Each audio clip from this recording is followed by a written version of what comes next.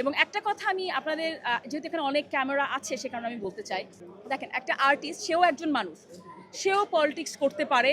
I have nothing to say there. হ্যাঁ, আমাদের অনেক আর্টিস্ট আছে যারা পলিটিক্স করে এবং সেটার জন্য সুবিধা পেয়েছে এবং অনেক অসুবিধারও শিকার হয়েছে, আগেও হয়েছে, এখন হয়েছে। That's the norm of the politics. But আমি যেটা বলতে চাই, সবার ঊর্ধ্বে সে একজন মানুষ এবং এফডিসিতে সে যখন আসে সে একজন আর্টিস্ট। একটা আর্টিস্ট যখন সমস্যায় পড়ে অন্য আর্টিস্টের উচিত তাকে সাপোর্ট দেয়া। হিউস্টনে রকিং টেস্টি, সীমানা ছাড়াও নিজেকে হারাও।